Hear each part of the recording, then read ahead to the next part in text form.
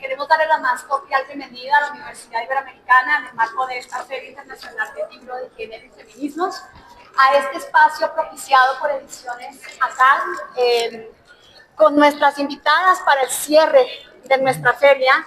Es un gusto, un placer recibir la tarde de hoy a Karina Ochoa y a Misaela Duilar para escucharles hablar de esta colección de libros que nos trae ACAL en el marco de nuestra feria.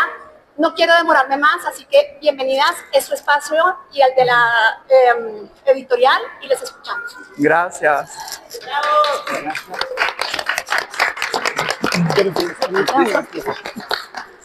Bueno, primero darles la bienvenida a todas, todos, todes, a agradecerles que hayan abierto un espacio para compartir con nosotros la conversación. La idea de esta conversación es presentar una serie de textos que ACAL ha realizado, ha publicado en el marco de los debates de los feminismos descoloniales en Avia Yala. Porque en la colección Interpares se han publicado varios libros, y en especial 4, que recuperan debates muy, digamos, actuales en la escena descolonial. Por un lado está el libro de Breni Mendoza, que es este libro, que es Colonialidad, Género y Democracia, que es un libro que además apertura parte de la discusión de esta serie de textos. Hay otro libro que en realidad es una coordinación que yo realicé, donde vienen diferentes voces. El libro se llama Miradas en torno al problema colonial, y que es uno de los primeros que sale con esta perspectiva en ACAL, y que es muy interesante porque en realidad es la continuidad de un primer ejercicio que se hizo en el marco de un esfuerzo colectivo de GLEFAS, del Grupo Latinoamericano de Estudios, Formación y Acción Feministas, que editamos un primer libro que se llamaba Tejiendo de Otro Modo, en donde hacemos una compilación de voces, sobre todo latinoamericanas, de feministas que hacen aportaciones al debate descolonial. Digamos que este libro es la continuidad de ese texto, en el sentido de que intenta incorporar voces actuales, no solamente pasadas, de feministas en Avia Yala, que están discutiendo desde el debate descolonial.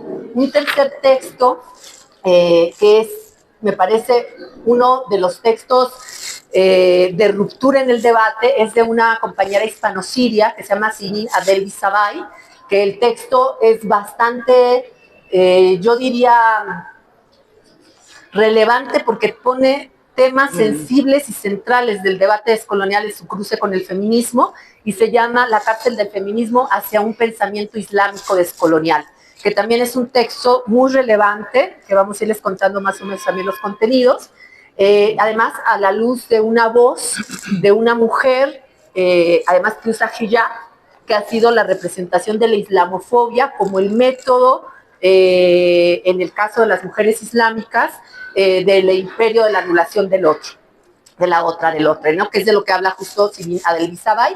Y ella habla de la experiencia de las financiadoras internacionales feministas españolas y su presencia en el norte de Marruecos. Aunque Sirin es hispano-siria, vivió en España, de origen siria, ella vive en Casablanca, Marruecos, y tiene una mirada que hace también estos trayectos, ¿no? Y finalmente el último libro que sale en el marco de esta colección es un libro de Silvia Marcos, una mujer que además tiene una larga trayectoria en los feminismos en México y en América Latina. Silvia Marcos fue de las primeras que empezó a recuperar el pensamiento mesoamericano, códices para entender la lógica del cuerpo y la enfermedad, entre comillas, que tenían los pueblos ancestrales antes de la conquista y la colonización. Y es una mujer que además está muy vinculada con procesos de organizaciones feministas, pero que además traza las líneas de conexión con el movimiento zapatista y con movimientos indígenas en México. Ella forma parte de la red de feminismos descoloniales en México, de los que también forman parte, por ejemplo, Mara Garamillán, Aida Hernández, Mariana Mora y compañeras indígenas que han seguido esta línea del debate, donde Silvia pues tiene un lugar especial. Entonces, bueno, ese es el contexto de nuestro encuentro. Ahí yo agregaría, bueno, hola, espero que estén bien.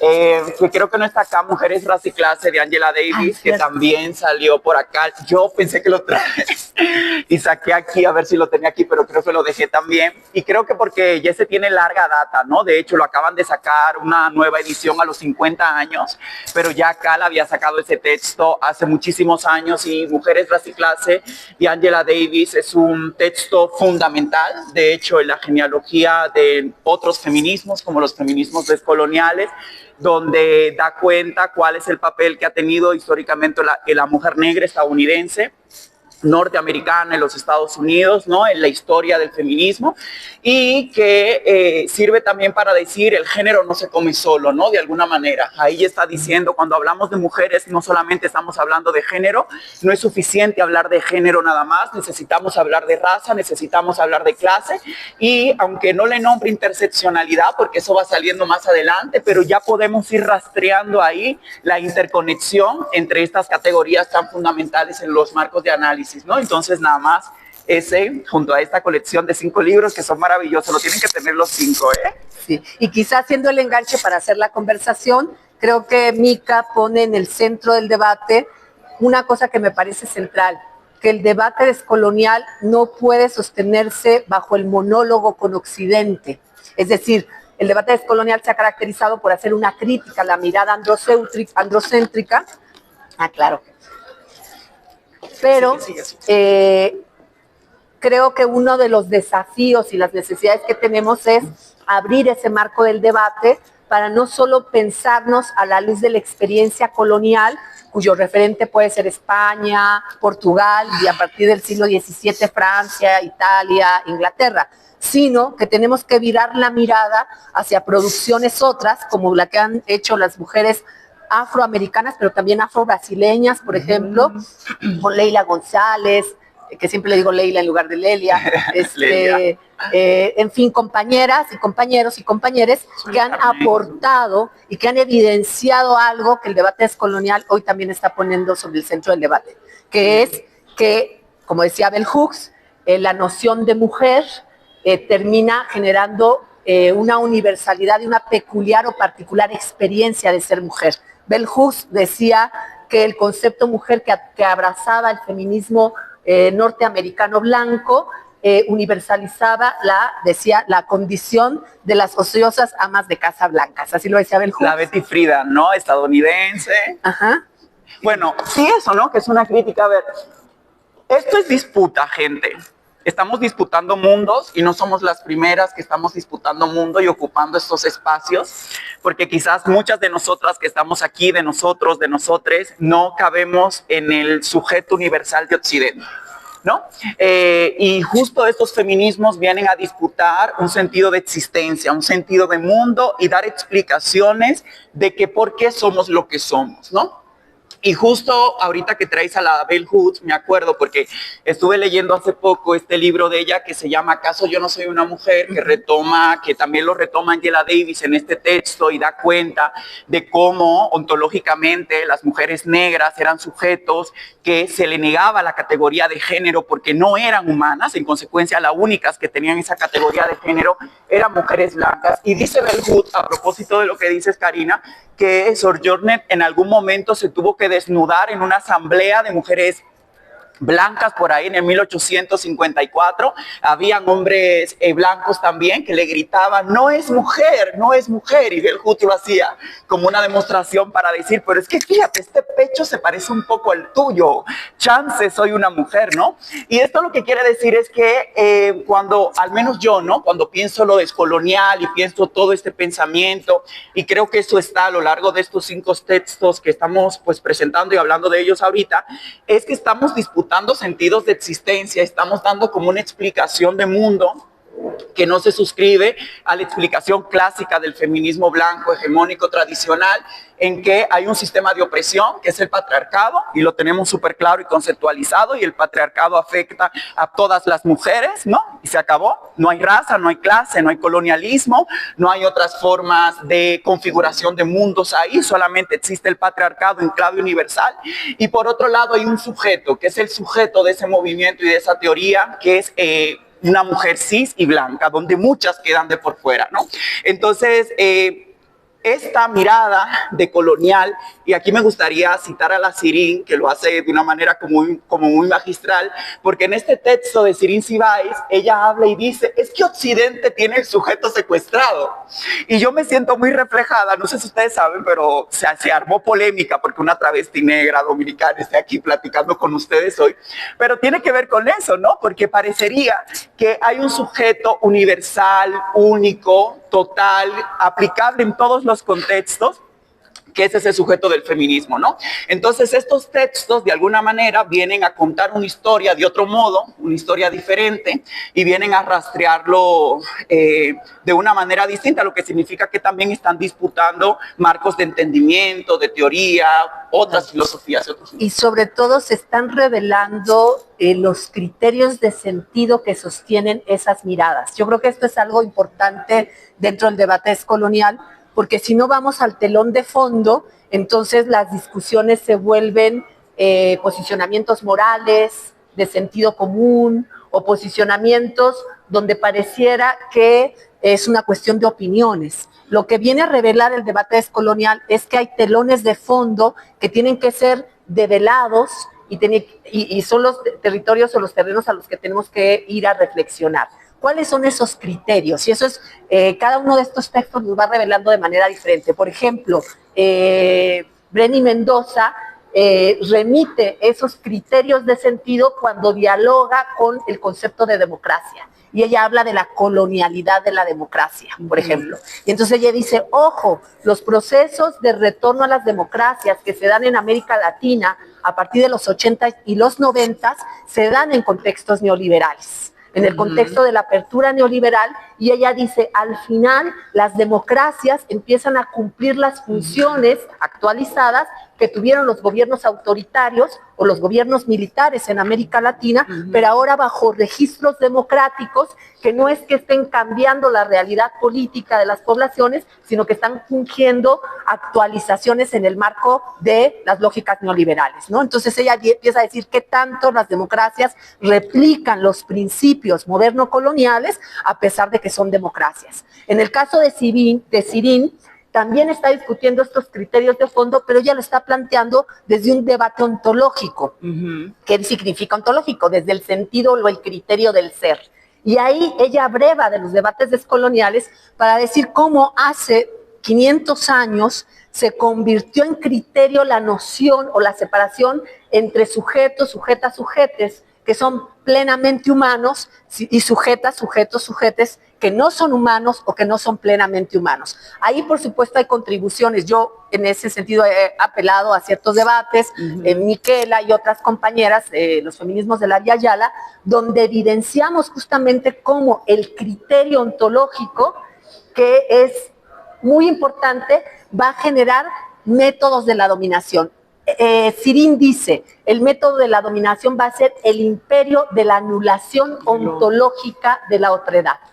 Entonces, si tú eres, si tú eres musulmán, ontológicamente no puedes ser considerado sino terrorista, sino conservador, entre comillas, o bueno, todos los epítetos que se le han atribuido a quienes son musulmanes y musulmanas. Y ella agrega que además ahí hay un giro importante en términos de cómo la islamofobia es la forma explícita de ese método de anulación del otro, que es un método ontológico. No sé si voy bien. Sí. Y en ese sentido ella dice, la mujer con hijab se ha convertido en la imagen y la representación de esa islamofobia, porque justifica el acto de anulación de la otredad a partir de la idea de la defensa de las mujeres musulmanas, ¿no? O sea, se vuelve bien retorcida la vaina, ¿no?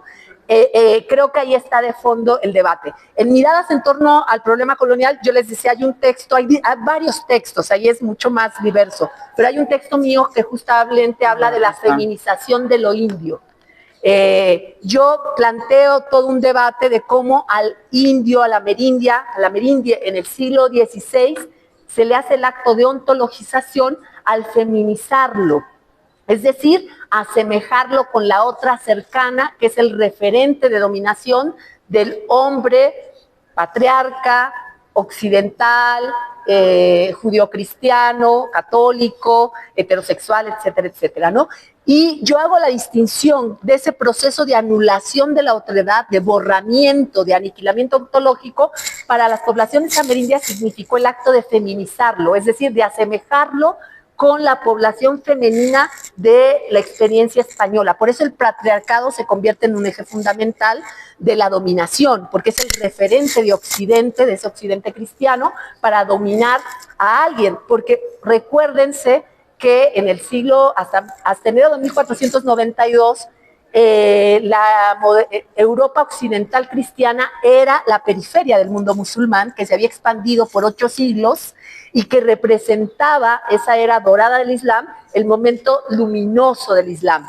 Y ustedes recordarán que en ese periodo a la Europa se le llamaba la Edad Media o la Edad del Oscurantismo. ¿Por qué la Edad del Oscurantismo? Porque tenían como referente a ese otro, que es el Islam, que estaba en proceso de expansión territorial, de crecimiento de la cultura mística, filosófica, matemática, científica, etc. Entonces, ahí en ese texto yo lo que planteo es que cuando se enfrentan a ese otro lejano, que es el amerindio, la amerindia, el referente de dominio no es el otro musulmán, al contrario. O sea, ese referente es un referente de desarrollo, superioridad, iluminismo. Entonces, el referente de dominio es la otra cercana, es la mujer del mundo de la cristiandad. Ahora, ese otro indio que es feminizado tiene que también tener características biológicas, porque la lógica de referencia de dominio sobre la otra española, portuguesa o de la cristiandad occidental es biológica, es el género, ¿no? Entonces yo lo que digo es que el proceso colonial hace una transfiguración de la raza en género, porque ese otro feminizado no solo es feminizado, es racializado. Por eso la raza funciona en términos del discurso con los mismos criterios que el género. Es una justificación biológica, es una justificación ontológica, por tanto de esencia, por tanto inamovible. La feminización del otro indio es un proceso de racialización también. Pero el proceso con las poblaciones esclavizadas, es decir, secuestradas de África, traídas en condición de esclavitud a América, es diferente, porque a esos otras poblaciones asociadas con la negritud, a esas poblaciones se les bestializa. Pero en el fondo de esos dos procesos está el acto del criterio de la anulación de esos otros distintos que no se asemejan al criterio de fondo, que es el criterio del sujeto blanco, cristiano, heterosexual, occidental, etcétera, etcétera. Yo lo dejo ahí para regresarle la palabra a Mica porque me extendí, pero todo eso viene, digamos, en una línea de conducción en estos textos, ¿no? Sí, bueno, es que podemos decir tanto de todo esto, ¿no? Un concepto que tiene también Cirici-Weiss en este texto y que atraviesa los 5 textos porque tiene que ver también con un tipo de genealogía, al menos Cirici-Weiss retoma en este libro La cárcel del feminismo, que piénsense el nombre, ¿no? Para algunas mujeres blancas cuya identidad de género y sentido de humanidad no es cuestionada, el feminismo puede ser como una absoluta liberación. Para algunas puede ser una cárcel, puede ser un lugar donde también se reproducen violencias, y que eso tiene que ver también con lo que yo dialogo cuando digo pues que el feminismo ya fue en un contexto en el que constantemente hay un sujeto en el centro que anula al otro, que tiene que ver con eso. Pero la Cirici-Weiss tiene aquí un concepto importante que se llama la cárcel epistemológica, ¿no? Y esto quiere decir que si no hablamos en los términos occidentales, o sea, si tú no te has leído los 2 PDFs del feminismo clásico y lo tienes abajo del brazo, Simone de Beauvoir, Betty Friedan, Mística de la Feminidad, tú te sientes insuficiente. Y de hecho, cuando nos enfrentamos a ciertos textos que tenemos que leerlos varias veces para poder comprender, hay un sentido de insuficiencia, porque parecería que siempre es Occidente quien construye ontológicamente la forma en cómo tenemos que narrarnos en el mundo. Entonces, ahí eso dialoga también con una tradición muy postcolonial, ¿no? Porque ahorita me estoy acordando de la Chandra Mohanty cuando habla de ese colonialismo discursivo y cómo nos encontramos con este feminismo que se construye desde la academia, que se construye desde Occidente, partiendo y poniendo en el centro la experiencia de mujeres blancas, la situación de desigualdad de mujeres blancas en el norte global y cómo eso se utiliza o se impone o se narra la otra en los términos de este feminismo, haciendo evidentemente una violencia tenar. O sea, porque cuando narras en tus términos y pones en el centro la experiencia de la ama, para poder narrar la experiencia de la esclavizada, estás cometiendo ahí una violencia epistémica, ontológica, que es tenaz, ¿no? Entonces, en estos textos, por ejemplo, Angela Davis se mete con esto y te da ejemplos muy puntuales, ejemplos de mujeres, esa Elizabeth Stanton, que es un ícono del sufragismo y del feminismo estadounidense, porque eran de las primeras que dijo, hay que votar. Que quizás todo el mundo está de acuerdo aquí que las mujeres tienen que votar. Yo creo que nadie diría, no tienen que votar. Pero ¿saben qué dijo la Elizabeth? Prefiero que me corten el brazo. A ver, el menor estamento del hombre, refiriéndose al hombre negro, votar antes que yo. Entonces viene Angela Davis y le dice, disculpe, ¿te das cuenta que ese feminismo es racista también? Que así como tú puedes ser oprimida, también puedes ser una opresora con otras subjetividades.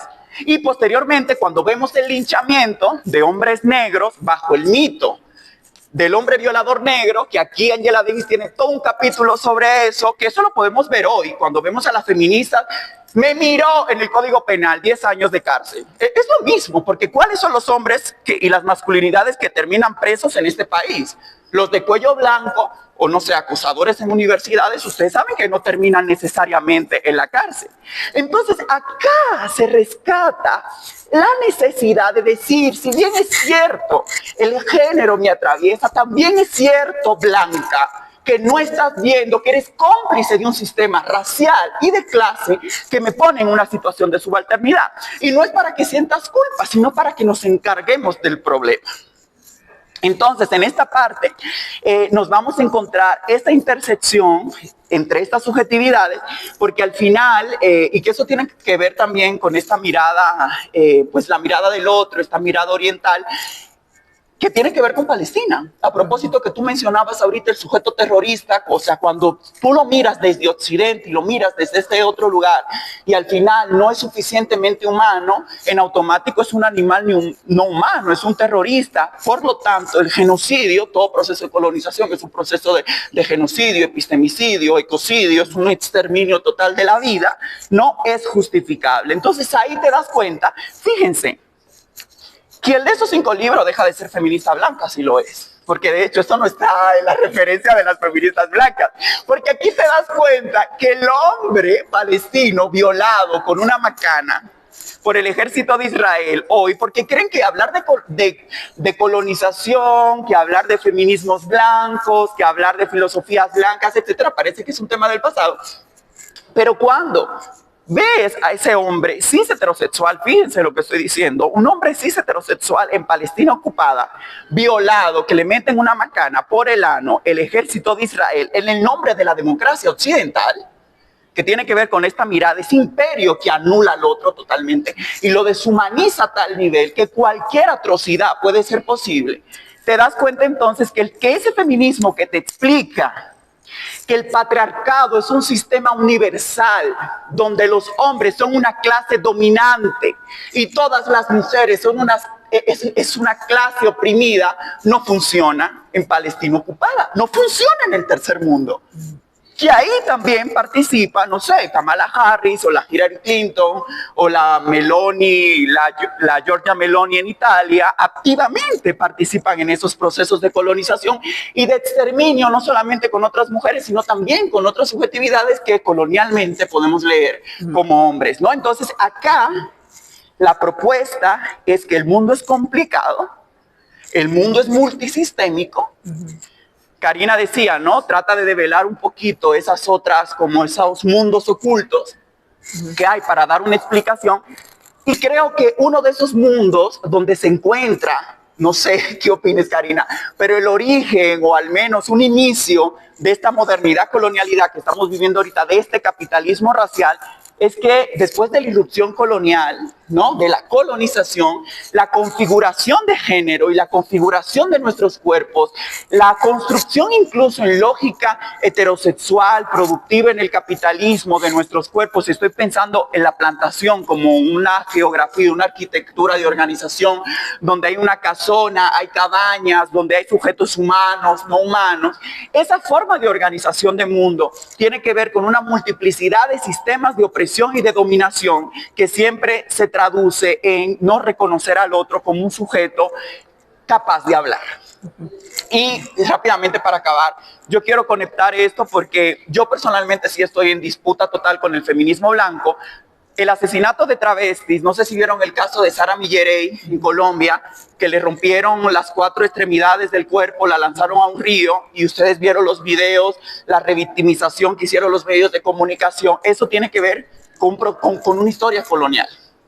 Cuando hay un feminismo blanco que nos niega horizontes de vida, porque aquí yo les voy a decir una cosa que tiene que ver con algo, no sé, bueno, creo que todos los retoman en en el libro en torno al problema colonial que tú coordinas, Karina, que tiene que ver con esta lógica de la colonialidad de género, que es un concepto propuesto por María Lugones y que retoma a otros, ¿no? Eso viene de una genealogía, Yoron Oyegumi, donde demuestran pues, que el género no es una cosa tan universal como el feminismo blanco nos ha dicho. Y justamente la negación de las travestis y de las mujeres trans como mujeres tiene que ver con la negación del otro cuerpo como un cuerpo humano y como un cuerpo sujeto de una vida respetable. Porque cuando ontológicamente le llamas al palestino animal no humano, por lo tanto el genocidio y el exterminio puede ser puesto en escena.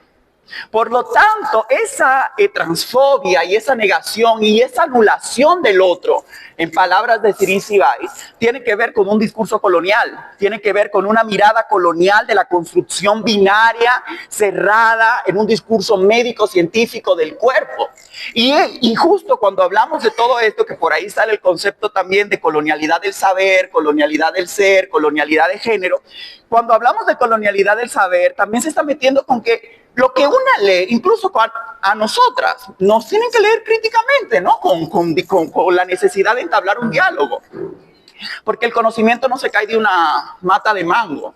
Yo siempre digo eso, porque yo me crié en un territorio donde estaba rodeada de mata de mango y tú escuchabas todo el día en temporada de mango caer esos mangos, hasta se podrían, porque eran tantos mangos que una ya no daba abasto.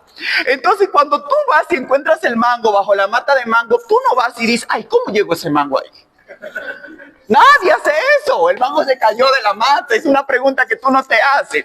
Las feministas blancas creen que como mujeres cayeron del cielo, que no hay una historia colonial, por lo tanto, efectivamente creen que cayeron del cielo, es Adán y Eva y el Vaticano.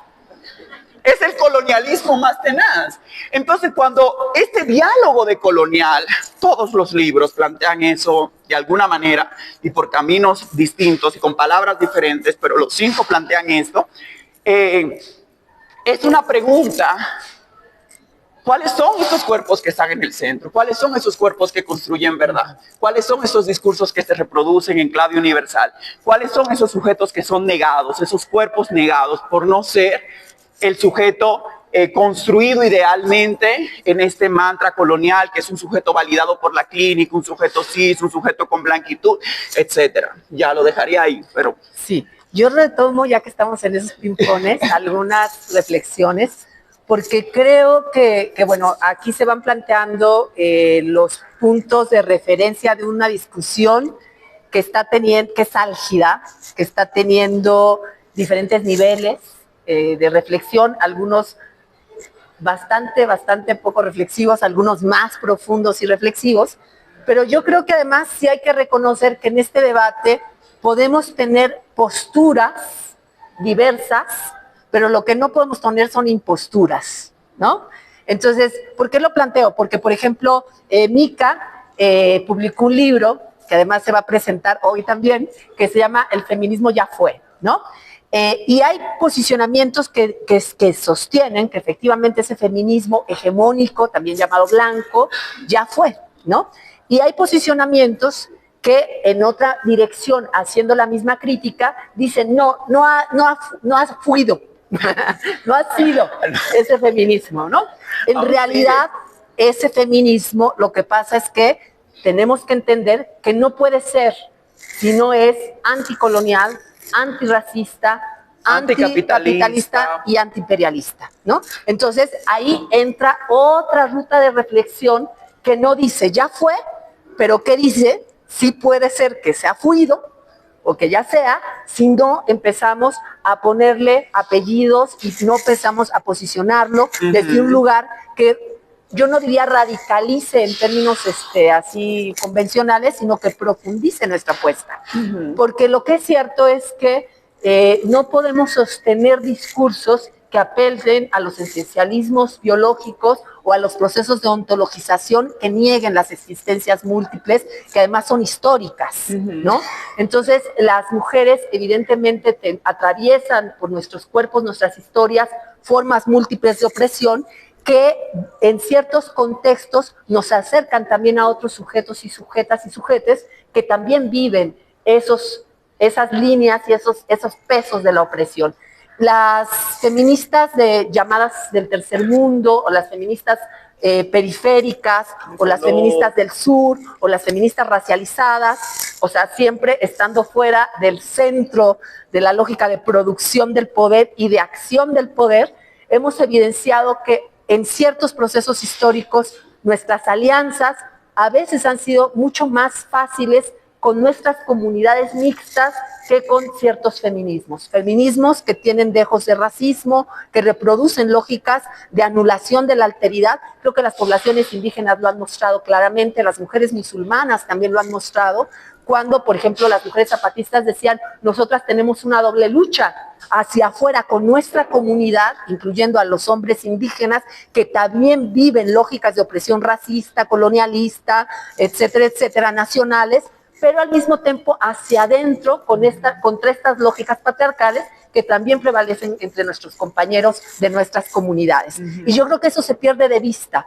porque pareciera que el blanco de ataque es solamente el feminismo hegemónico. No, quienes hacemos nuestros posicionamientos frente a feminismos hegemónicos que reproducen lógicas o capitalistas o procapitalistas conservadoras, o que reproducen lógicas racistas, o que producen lógicas esencialistas, no significa que no estemos dando también las batallas en términos de los debates androcéntricos que se producen en las propias comunidades o en los propios espacios que habitamos. Entonces, no es lineal la discusión, es mucho más compleja.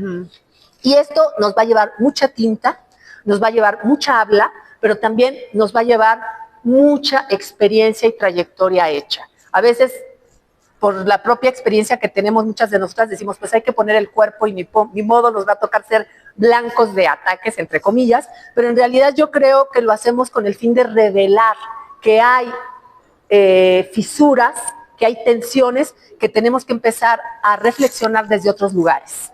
Creo que no nos hacemos, digamos, no es, no sé qué palabra usar, pero como que no vale la pena que lleguemos a niveles donde reproduzcamos lógicas dicotómicas de si estás conmigo entonces estás en contra de otra, o si no estás conmigo estás en contra de mí, porque fíjense que ese criterio otra vez es el criterio de la anulación del otro, de la otredad, y es el criterio del principio del poder androeurocéntrico, moderno y colonial, que es el principio de que yo necesito anularte a ti para hacer el acto ontologizante de que yo me sienta que sí existo.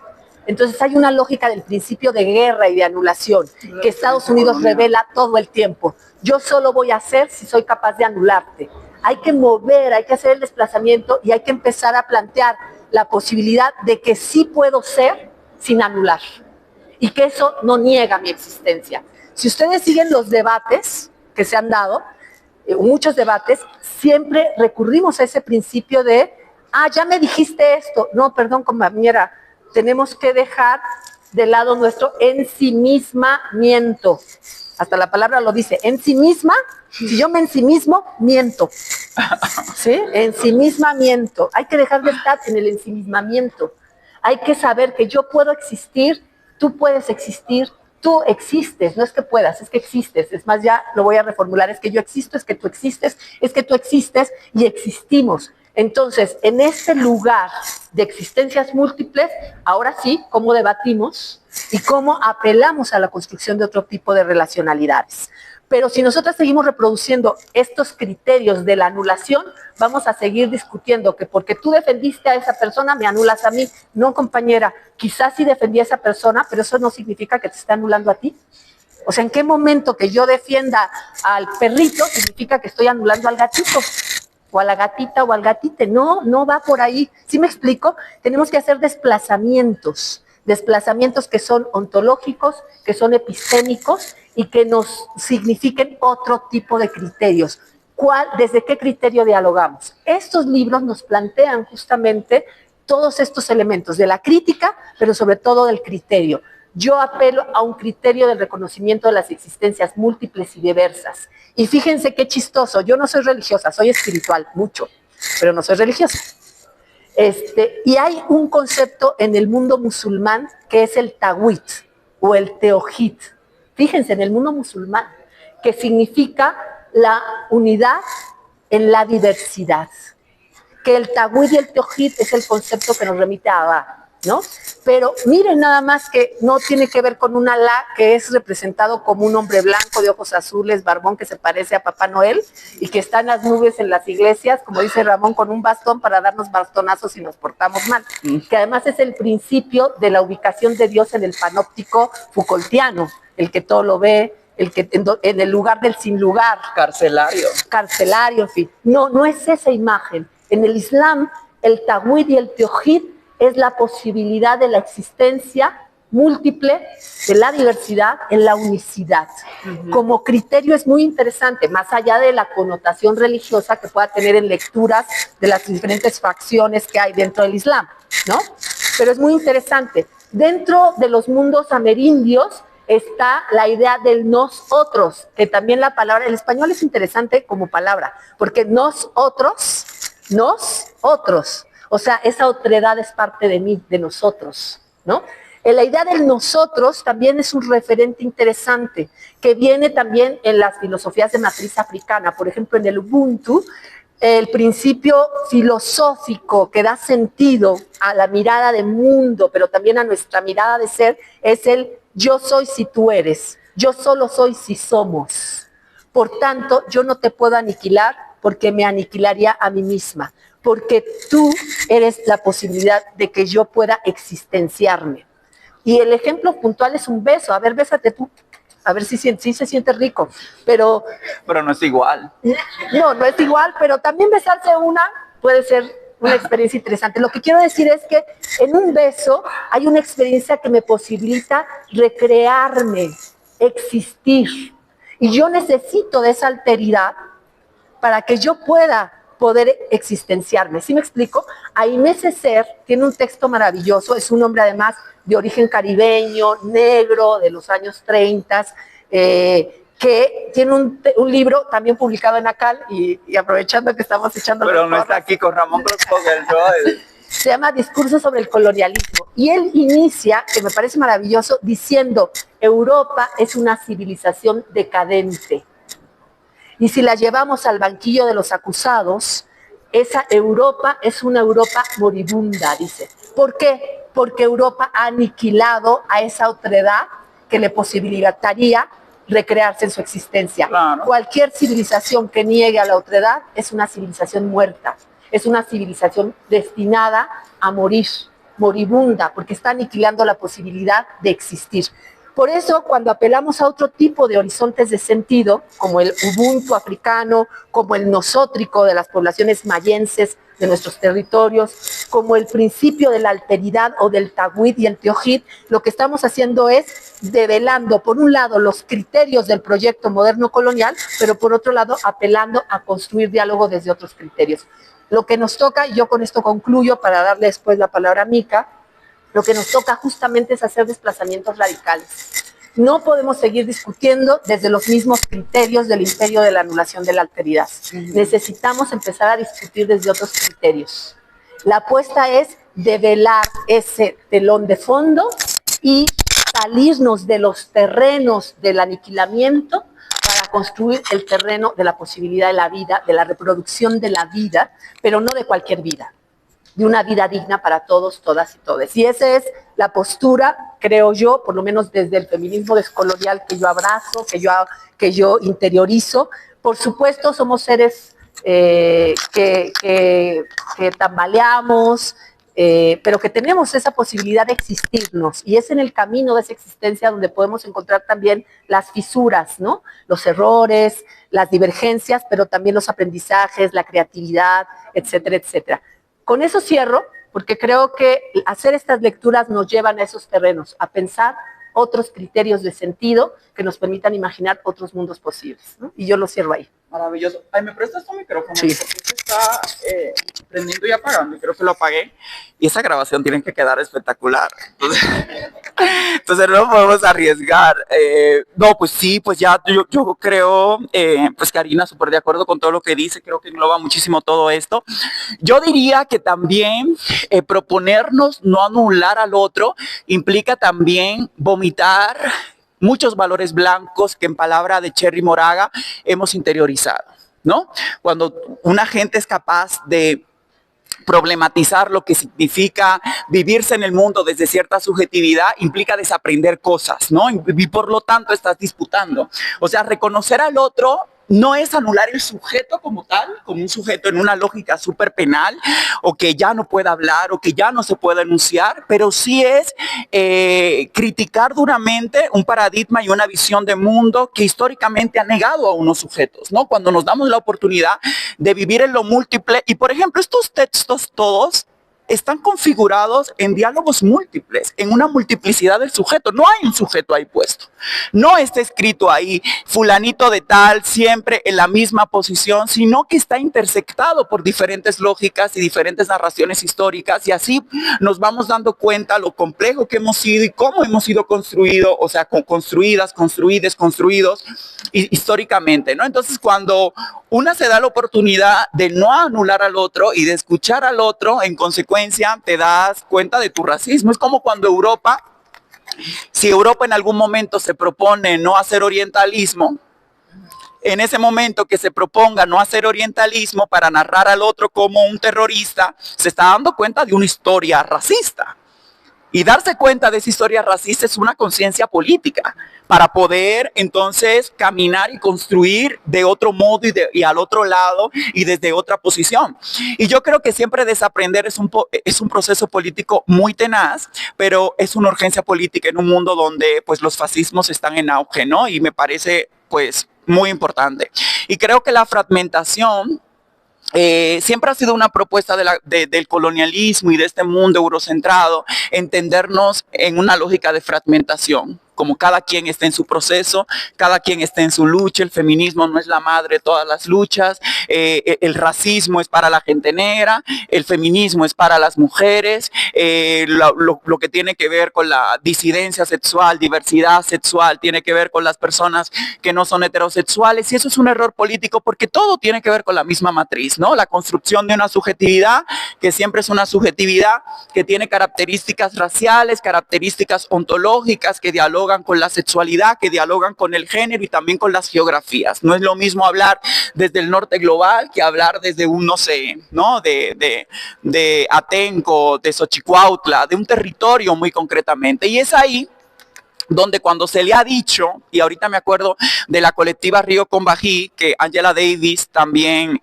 la retoma en este texto, y también me acuerdo pues lo que han hecho muchísimas comunidades, y de hecho aquí en este libro de Marcos, de Silvia Marcos, ¿no? Cuando habla del nosotroas, ¿no? Que está hablando justamente, fíjense lo interesante que esto, cuando se da cuenta de que el género aquí no es binario, el género aquí no existe, todo eso es una mirada impuesta a través de una irrupción colonial muy histórica que podemos rastrear, y aquí siempre han existido modos distintos de encarnar el cuerpo, y un ejemplo son la gente mushe también del pueblo zapoteco, es decir, que esa mirada universalizante de nuestros cuerpos en una clave colonial es una imposición. Entonces, cuando este feminismo o como cuando esta mirada occidental viene y nos narra, y nos dice cuál es la posición de todo y que resulta que el muchacho de este pueblo indígena llamado Xochicuautla es el opresor de la alemana que trabaja en el Banco Mundial, porque al final es varón frente a la mujer, es ahí donde hay una ruptura y hay que desaprender cosas y decir, me estoy dando cuenta de la violencia que he experimentado, pero también de la violencia que he ejercido y cómo me encargo de esas cosas, ¿no? Entonces, bueno, yo lo dejaría aquí. Estos textos son invitaciones para pensar en clave crítica. Gente, hay que dudar de lo que hemos leído, de lo que hemos aprendido. Yo me crié y nací en un territorio como República Dominicana, donde el colonialismo es venerado, o sea, literalmente en la zona colonial hay una estatua de Cristóbal Colón con Anacaona, ¿no? Anacaona que la asesinaron, porque que esto es interesante, ¿no? Porque cuando las feministas blancas, por ejemplo, hacen la historia del feminismo, primera ola, segunda ola y tercera ola, una dice, ¿dónde estará Anacaona? O Mamá Tingó. La negra Guiomar.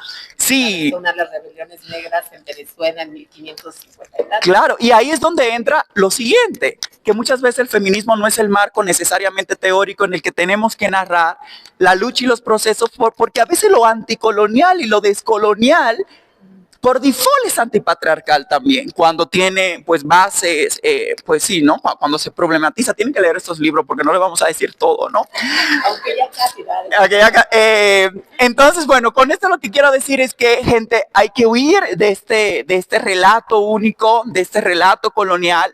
Hay que sospechar, miren, estamos en esta universidad que nos está recibiendo hoy, pero de todas las clases que vayan, sospechen. Entren así, sospechando. Y cualquier cosa, usted dice, ay, pero no veo travestis aquí en las lecturas. Ay, pero no veo indígenas aquí en el programa. Oigan, pero no veo. Entonces hay que sospechar porque el conocimiento soporta los sistemas de dominación.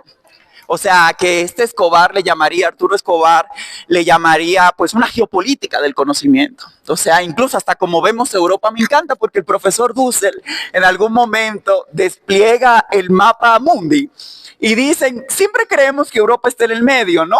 Que allí está Asia, que acá está América Latina, bueno, el continente americano, ¿no? Y aquí en el medio está Europa y de repente lo lee, hace una lectura donde Europa termina en la punta, ¿sabes? Y África termina en el medio. Lo que significa es que nuestros saberes están siendo moldeados, ¿no?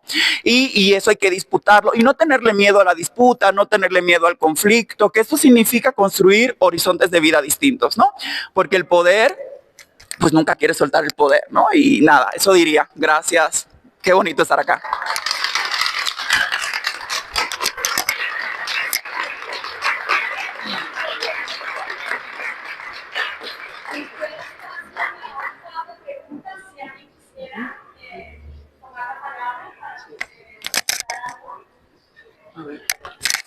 ¿Quieres que te pasamos el micro? Está chiquitito. Hola, qué gusto. Bueno, muchas gracias antes que nada por estar acá y compartirnos pues esto maravilloso que encontramos acá en los libros.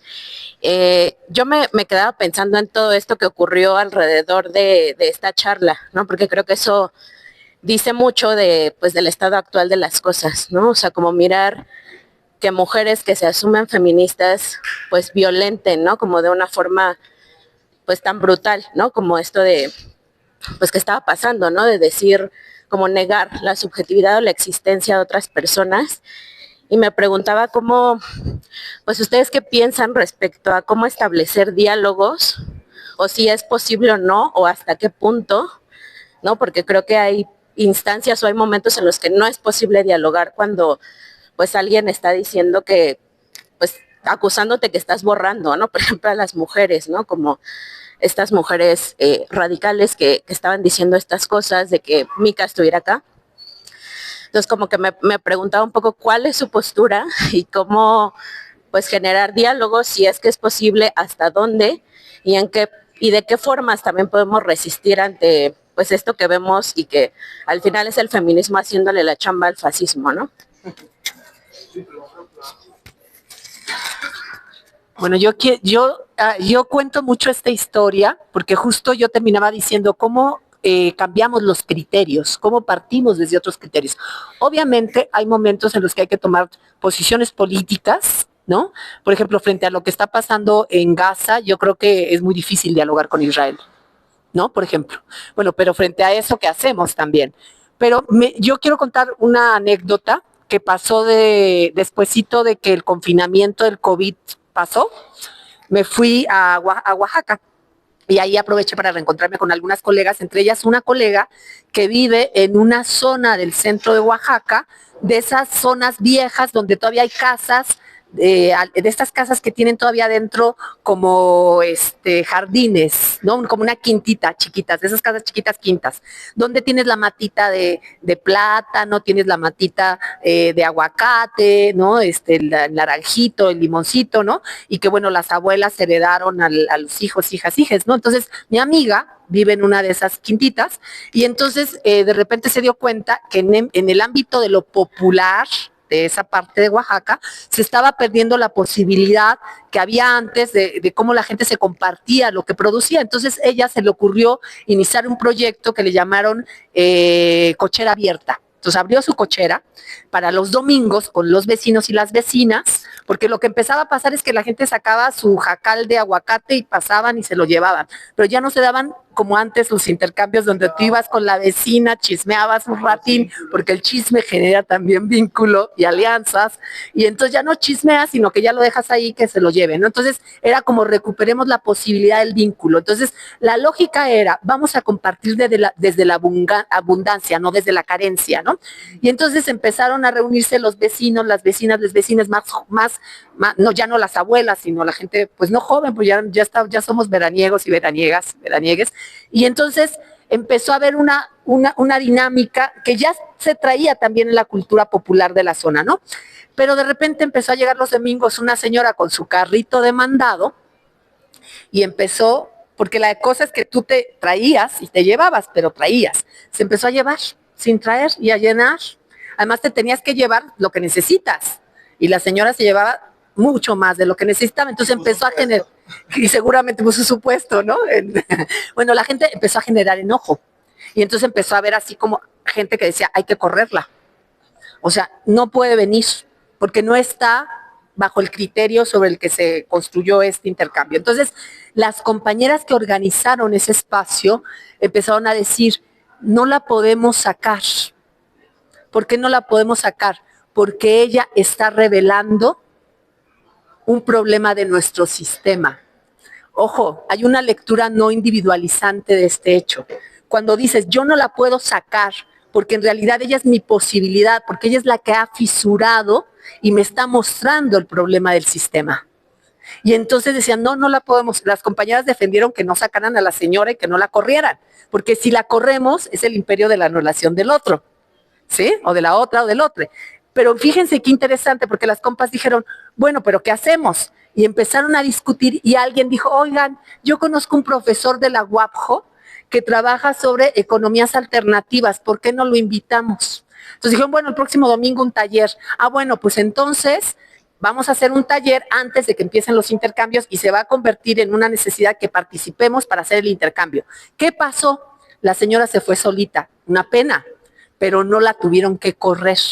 Pero eso generó una nueva dinámica colectiva, porque entonces se dieron cuenta que no eran las únicas que estaban haciendo procesos, se dieron cuenta que había un colectivo agroecológico en la punta de la parte norte de Oaxaca y había otra colectiva que estaba trabajando sobre mercados solidarios y las mercaditas y empezaron a generar red.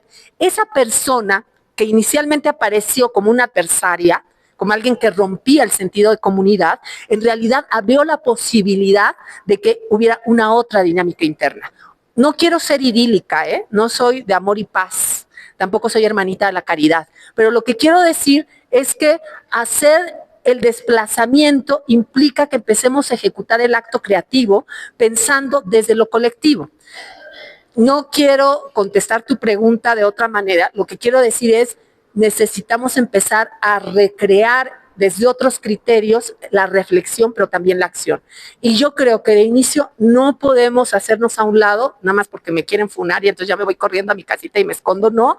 Bueno, vamos a dar el debate, compañeras, compañeros, compañeros. Y si al principio nos tenemos que echar jitomatazos, nos los echamos. Pero esto tiene que ir hacia algún lugar, porque no podemos huir frente a un momento, como decía Micaela, en el que el ascenso del fascismo está teniendo muchas consecuencias sobre cuerpos y territorios.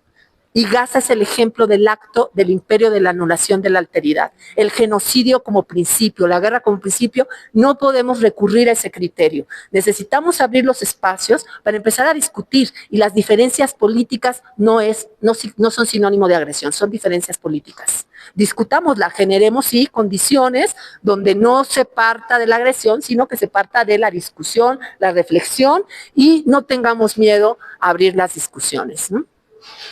De acuerdo.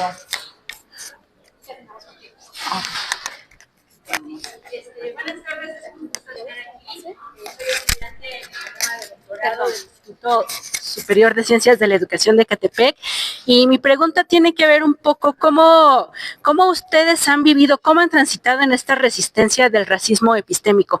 Lo comento porque para nosotros que estamos trabajando desde el feminismo decolonial, es muy usual que nos hagan burlas y de, ay, ahí van los decoloniales, ellos usan a Bell Hooks o usan a Yuderquis Espinosa, ¿no? A lo mejor haciendo como referencia de que nuestras fuentes no son tan válidas en el mundo de la academia, y esta violencia pues epistémica y la violencia que ejerce la academia suele ser a veces muy dura. ¿Cómo ha sido su experiencia? ¿Cómo han transitado ustedes a través de ella? No, pero sería interesante escuchar también, porque pues yo no estoy en la academia, no he hecho maestría ni doctorado, y pues tú habitas ese monstruo, ¿no? Que es muy tenaz. Desde las entrañas, entonces me parece interesante que sí hay que conocer esa perspectiva, pero bueno, yo diría un par de cosas y también respondería a esta primera pregunta, y es que la neutralidad nunca es una opción, y aprovecho también para decir de que este sistema es múltiple en el sentido de que a veces la gente se queda como callada, incluso hasta cuando no está de acuerdo con lo que está escuchando y cuando está presenciando un acto de violencia. Pero como no le afecta directamente esa situación, son esas voces silenciosas que ocupan un espacio solamente de escucha y no se posicionan frente a eso. Y a mí me parece importante que la gente, en el marco de todo ese discurso, yo estoy de acuerdo con todo lo que acaba de decir Karina, pero también se vale decir cállate Blanca por esto y por esto. No me vas a decir a mí, por ejemplo, alguien me decía, el feminismo es una genealogía muy clara, es una historia ilustrada que siempre ha luchado por la vindicación de los derechos de las mujeres, y el feminismo es uno solo. Entonces tú dices, no es uno solo, y te voy a decir por qué no es uno solo. No es uno solo porque Elizabeth Stanton hizo tal mierda. No es uno solo porque la conferencia de 1975 sobre las mujeres aquí en Ciudad de México, Domitila tuvo que pedir permiso para hablar frente a mujeres institucionales. No es uno solo porque el techo de cristal, no todas tienen un techo de cristal que romper. Algunas tienen una cabaña donde el cristal no cabe en esos espacios. No es uno solo porque el género no es universal, y el patriarcado no opera de manera universal y opera de maneras diferentes. Y te voy a dar las diferencias entre Donald Trump y un recogedor de basura de un chavo barrializado de Ciudad de México, o no sé, o todos esos chavos que muchas veces pedimos la comida, ¿no? Como muy fácilmente por el Rappi o por el Uber Eats, y son personas que ni seguro médico tienen. Si ustedes revisan las cifras de accidentes y de muertes que tienen que ver con esos trabajos precarizados, entonces discúlpame, ¿de qué liberación tú me estás hablando cuando el mundo patenta de que esa genealogía no es única? Entonces hay que disputar. Yo disputo, hay que disputar. Eso se llama fascismo, no porque la mujer en todos lados. Mentira, que hembra humana. Ay, qué fuerte que ahorita están utilizando hembra humana. Si antes las únicas hembras eran las negras, porque no eran mujeres, no alcanzaban para ser mujeres. Hembra, ¿quién era hembra? La yegua, la caballa, no hay caballa, ¿verdad? Pero bueno, todo puede pasar. La travesti, la mula, la vaca, la yegua, la negra. ¿Va? Esa lógica bestializante no humana. ¿Y quién era mujer? La blanca. Entonces, ¿cómo que ahora di que hembra humana? Mentira. Eso te lo acabas de inventar, porque te puedo rastrear desde dónde se están llamando hembras. Porque la anulación del otro, en términos de humanidad, tiene que ver también con la anulación de esas categorías siempre humanas de mujeres y hombres. Entonces hay que disputar. No se pueden quedar calladas. ¿Y saben qué? No ser amiga de gente mierda. Gente sionista, gente eterna. ¿Sabes qué? Te me paras de mi mesa y te me vas de mi casa. Karina está en otro lugar porque es profe. Es profe, o sea, si entra a un salón y hay un estudiante hay que entenderlo. La batalla va en diferentes frentes. Está bien que haga eso. Es necesario. Pero ustedes que pueden correr a la terfa o al accionista de su casa que está diciendo, justificando el genocidio, ustedes no, ustedes sí pueden hacer eso. Esto es urgente. Entonces, eso significa que hay muchas respuestas, ¿no? Ay, perdón. Y lo otro, en relación a eso, y ya para que tú concluyas con esa última parte, pues yo no sé si eso siempre ha pasado, pero creo que cuando disputas, o sea, Occidente es la ibris del punto cero, ¿no? Esa verdad que dicen en palabras de Santiago Castro Gómez. O sea, es el punto inobservable. Está en el centro de todo. Sí, es un lugar donde esa cuestión clásica de la producción del conocimiento occidental de sujeto-objeto, ¿no? Tiene una posición donde nunca es objeto y donde nunca es sujeto. Es una cosa neutral que está ahí. Y si vamos a disputar eso, o sea, si tú vas a decir que el conocimiento, que lo que te acaba de decir tu compañera o tú misma, cualquiera, que diga, bueno, yo he ejercido el trabajo sexual y saben que sí creo que es trabajo. Y estaba hablando con mis amigas, las trabajadoras sexuales, y hemos llegado a tal cosa, y tú estás poniendo eso como un conocimiento político necesario en un espacio donde ese sujeto siempre ha sido negado y en el mejor de los casos solamente ha ocupado una posición de subalternidad para ser objeto de investigación y ser interpretado por las herramientas teóricas y académicas occidentales.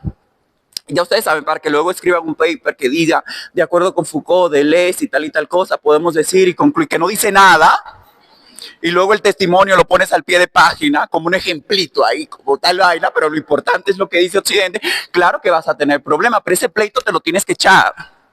Estamos echando pleito. ¿Cuántas travestis leemos? Mi libro salió en una editorial independiente. Ustedes saben que es difícil de conseguir porque no hay capacidad de distribución. O sea, librerías y espacios muy concretos que tienen una apuesta política con ese tipo de conocimiento, ese texto. Y eso habla de un mensaje político también. Por lo tanto, esas son estrategias de contaminar esos espacios. O sea, el libro como un dispositivo siempre blanco, donde un sujeto negado está escribiendo y lo está ocupando y contaminando. Y tú como investigadora o como doctorante, proponiéndote leer otras formas y otros conocimientos históricamente subalternizados y no tomados en cuenta como conocimientos, ¿no? Entonces, claro que va a haber conflicto, porque, a ver, la universidad no se descoloniza, ¿eh? O sea, bueno, según yo, Karina, no se va a decir. O sea, la universidad no se descoloniza, se habita, se contraviene, hay gestos, se hacen fisuras. De repente, no sé, las compas organizaron una feria, género feminismo, invitaron a Cal tiene una apuesta de izquierda, entonces se trepó sin querer la travesti. Pero no es que la universidad va a decir, ay, sí, muchas cosas travestis acá, claro, necesitamos, eso no pasa. Son gestos por apuestas que se van dando. Entonces, si estamos habitando el estómago de la bestia, bueno, la bestia es múltiple, ¿no? La policía, el Estado, todo, entre ellos la universidad, pues no va a ser una tarea fácil, pero necesaria. Yo respondería así. Sí, bueno, es un tema porque yo recurro mucho a las experiencias personales.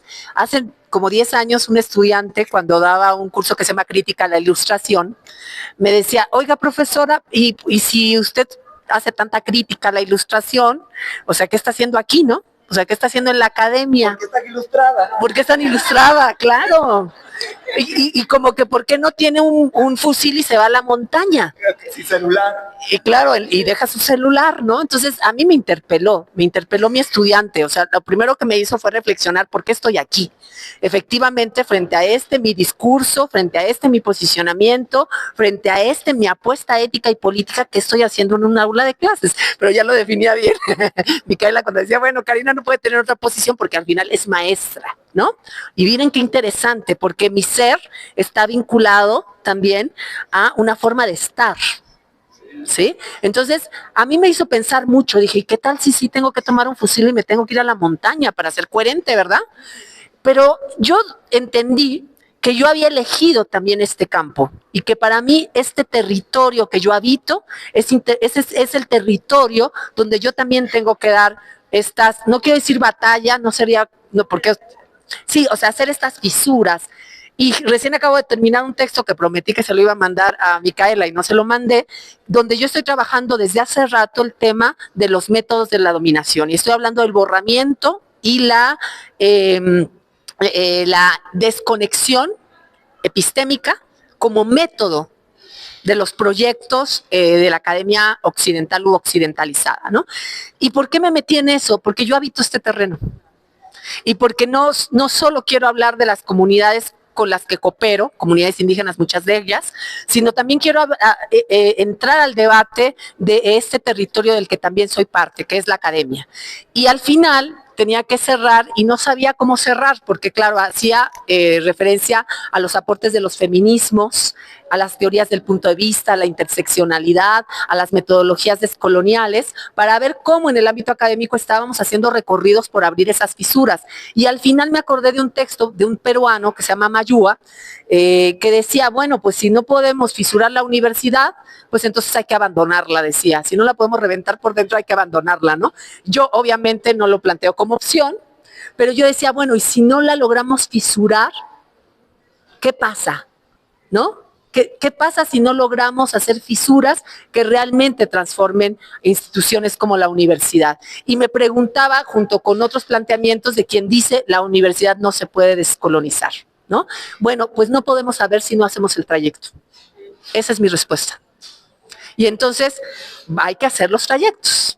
Y en el trayecto hay que entender qué pasa. Porque yo soy, como dicen los zapatistas, de la política del calambre.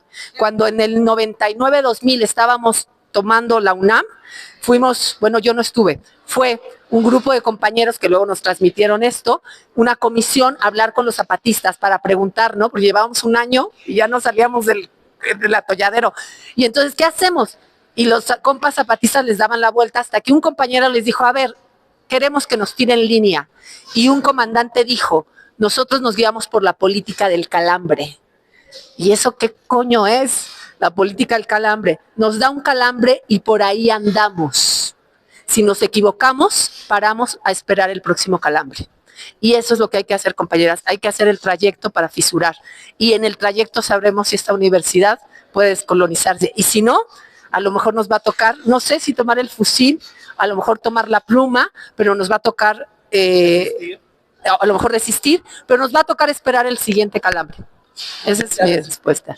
Y resistir.